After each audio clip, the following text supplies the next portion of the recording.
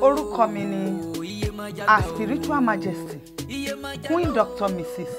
Ọlọ́ṣùndé Ẹ̀jálónìbú Omígbèmí tí gbogbo ayé mọ̀ sí ọba obìnrin olórìṣà Yemọja àgbáyé. Èmi kan náà ni Yèyé Ọ̀ṣun ní ìlú Ìpàkodó.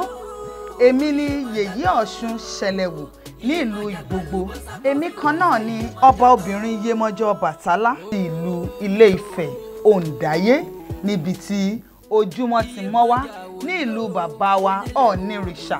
Bàbá wa Ọọ̀ni Àrólé Odùduwà Ọọ̀ni ti gbogbo àgbáyé tí mo fi tọ̀wọ̀tọ̀wọ̀ dárúkọ wọn.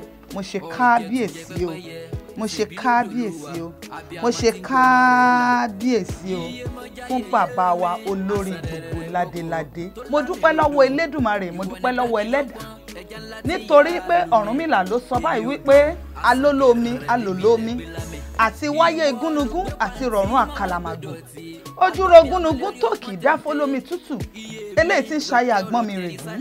Ọ̀rúnmìlà ló dèké eku mo lérù ọ̀fẹ́ èrìgì àlọ́ kò mà ní fólómi tútù pa torí òun àti ẹ̀ wọ́n mà ti jọ dìmùlẹ̀. Ikú ayé ò ní pa wá o, gbogbo ẹ̀yin tẹ̀ ń wò mí, ikú ayé ò ní pa yín.